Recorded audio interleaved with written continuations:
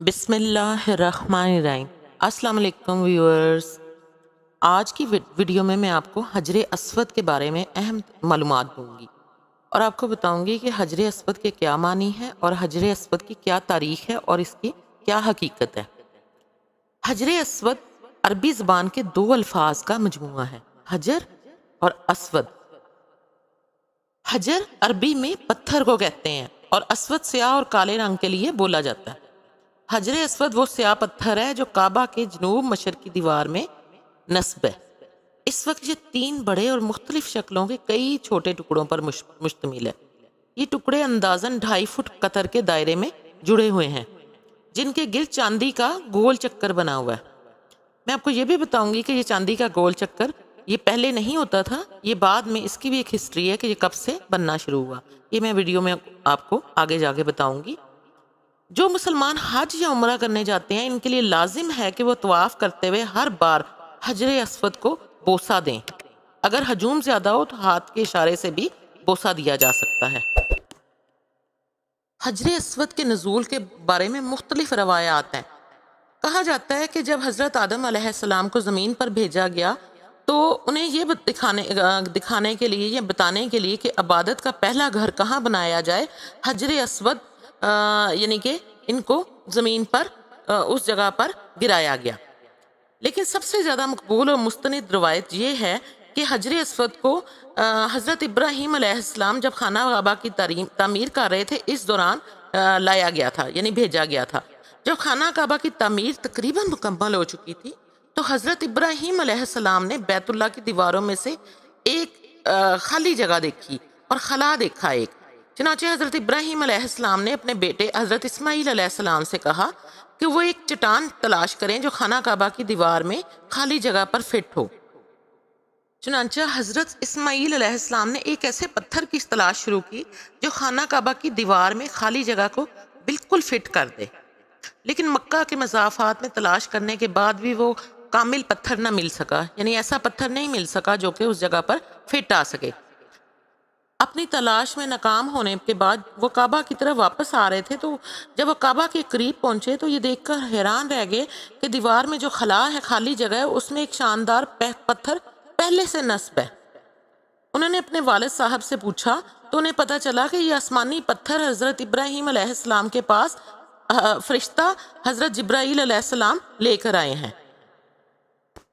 ترمذی شریف میں ہے کہ جب حجر اسود جنت سے اترا تو وہ دودھ سے زیادہ سفید تھا، لیکن بنی آدم کے گناہوں نے اسے سیاہ کر دیا۔ تاریخ میں ہم جا کر دیکھیں تو ہم دیکھتے ہیں کہ کعبۃ اللہ جو ہے وہ سال کے بیشتر حصوں میں سیلاب کی زد میں رہتا تھا، کیونکہ بے فرحان یہ جو وادی ہے اس میں یہ گہری جگہ پر کعبۃ اللہ واقع تھا۔ تو شدید بارشوں کی وجہ سے خانہ کعبہ کی بنیاد کی خاصی زیادہ وہ جو تھی وہ تباہی ہو جاتی تھی، جس کے نتیجہ میں خانہ کعبہ کو تعمیر نو کر کے اس کی بنیاد کو مضبوط کرنے کا فیصلہ کیا گیا۔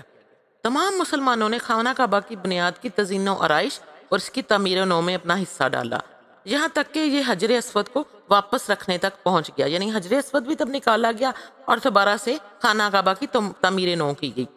ہر قریش خاندان کو خانہ کعبہ کے 1/4 حصے کی تعمیر کی ذمہ داری سونپی گئی تھی، لہٰذا قریش کے تمام خاندانوں کے سردار جمع ہو گئے اور اس بات پر جھگڑا شروع ہو گیا کہ خانہ کعبہ میں حجر اسود کو جو نصب کرنا ہے اس کا اعزاز کس کے ذمہ آئے گا۔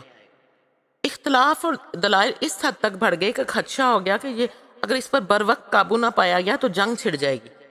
خاندان کا ایک فرد جو عقل مند تھا وہ کھڑا ہوا اور کہنے لگا، میرے پاس ایک تجویز ہے، آئیے کل تک انتظار کریں اور دیکھتے ہیں کہ کون صبح کے وقت سب سے پہلے مسجد الحرام میں داخل ہوتا ہے، پھر اسے فیصلہ کرنے دو۔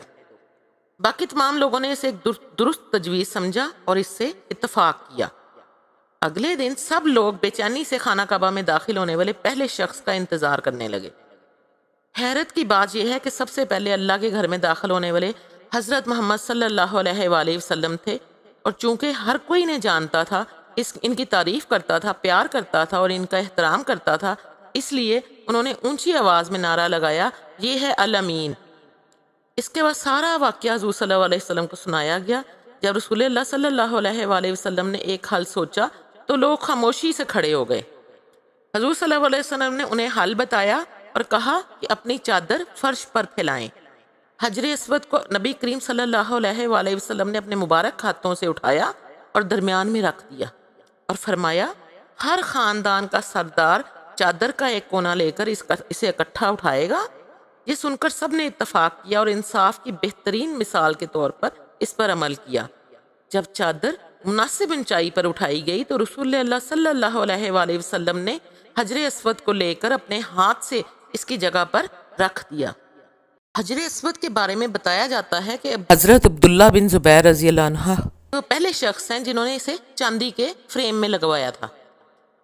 اس کے بعد کئی خلفاء نے حجر اسود کو چاندی کے فریم میں لگوانے کا اہتمام کیا اور جب جب اس کی ضرورت پڑی تب ایسا کیا گیا۔ شاہ سعود نے حجر اسود کے لیے چاندی کا نیا فریم بنوایا، پھر یہی اعزاز شاہ خالد بن عبدالعزیز نے حاصل کیا۔ اس کے بعد شاہ فہد بن عبدالعزیز نے یہ سعادت حاصل کی۔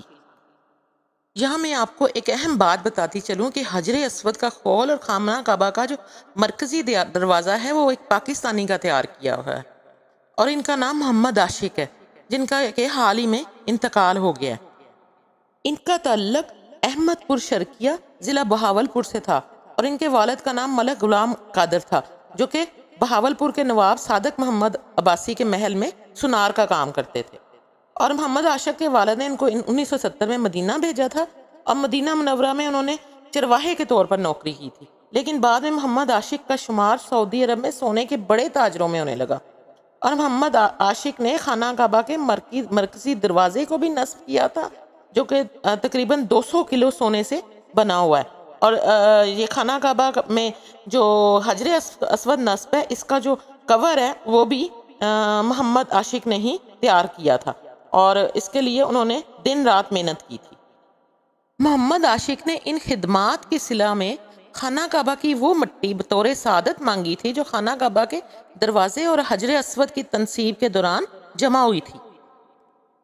ہم مسلمانوں کے نزدیک حجر اسود کی بہت زیادہ اہمیت ہے اور یہ مسلمانوں کے لیے بہت زیادہ باعث برکت ہے۔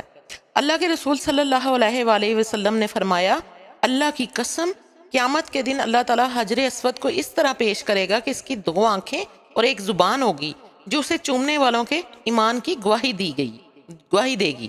یہ ترمذی شریف کی حدیث ہے۔ اور ایک اور حدیث میں نبی اکرم صلی اللہ علیہ وآلہ وسلم نے حجر اسود کی اہمیت کو جنت کے زیور کے طور پر بیان کیا ہے۔ نبی کریم صلی اللہ علیہ وآلہ وسلم نے فرمایا حجر اسود اور مقام ابراہیم جنت کے جواہرات میں سے 2 جواہرات ہیں، اگر اللہ نے ان کی روشنی کو نہ چھپایا ہوتا تو وہ مشرق و مغرب کے درمیان ہر چیز کو روشن کر دیتے۔ حجر اسود کوئی معمولی پتھر نہیں ہے۔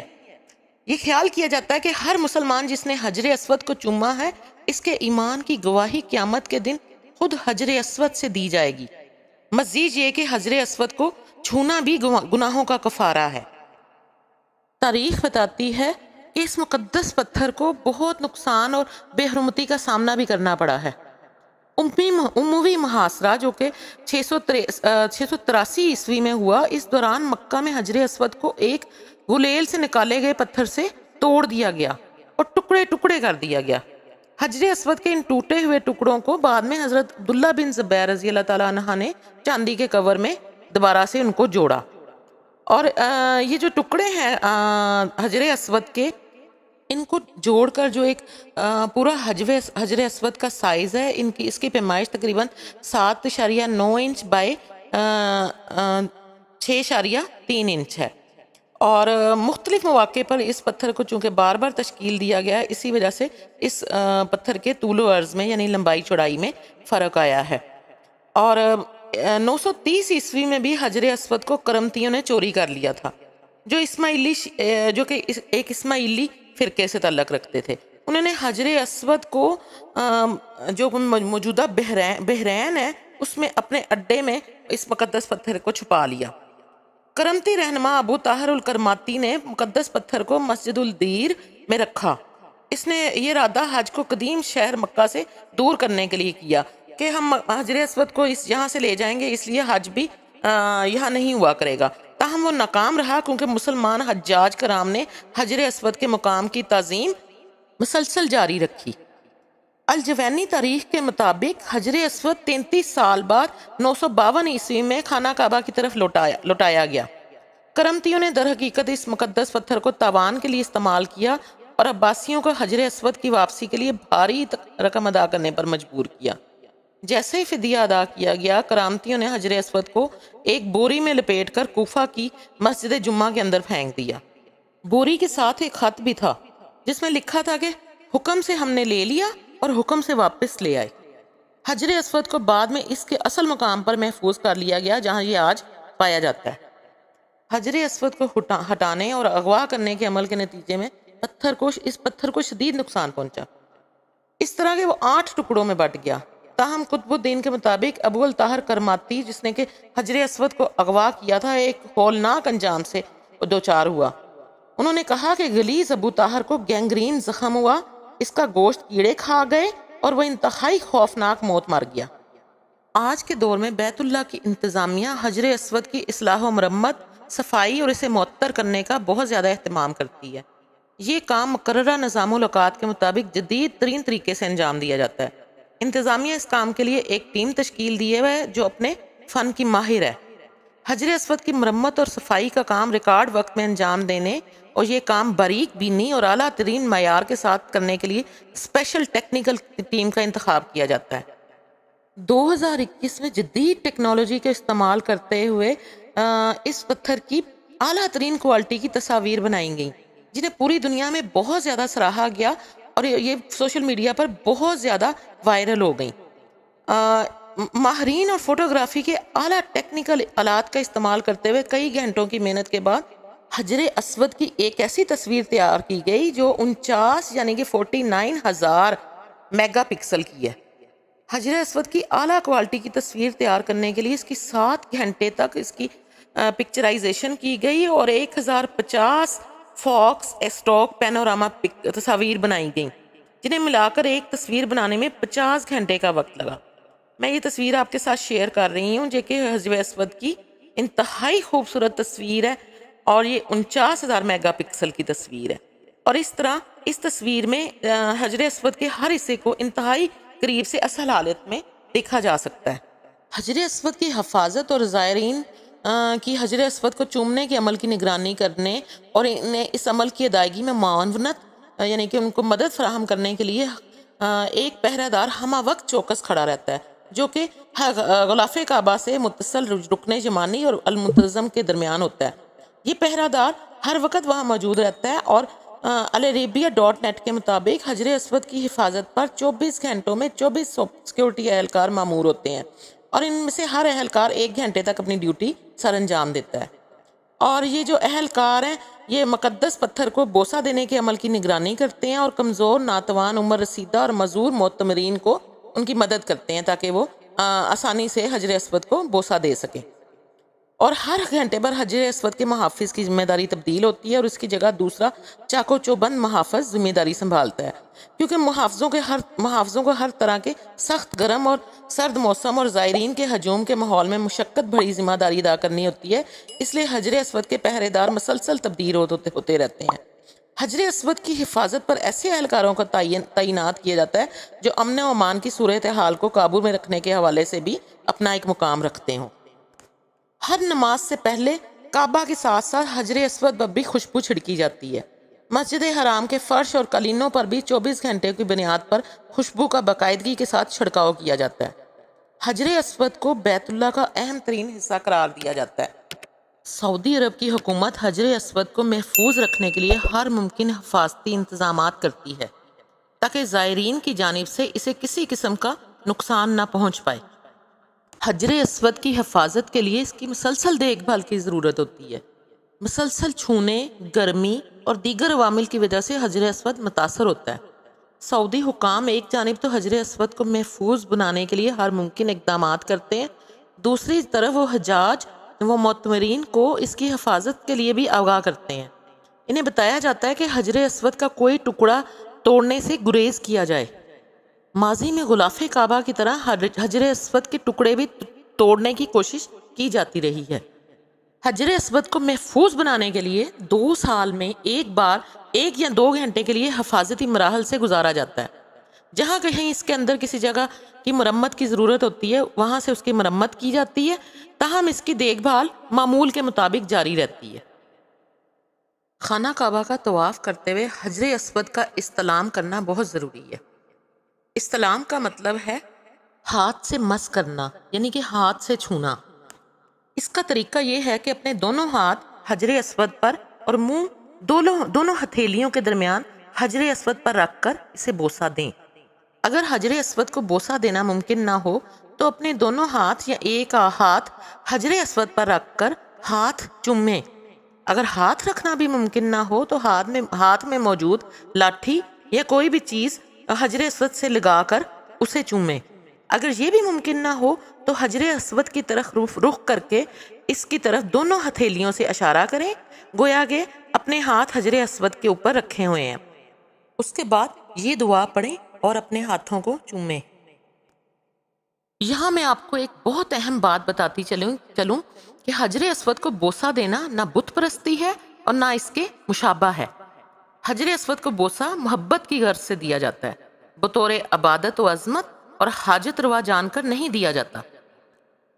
حجر اسود کو بوسہ دینا ایسے ہی ہے جیسے جذبہ محبت میں کسی کو بوسہ دیا جاتا ہے۔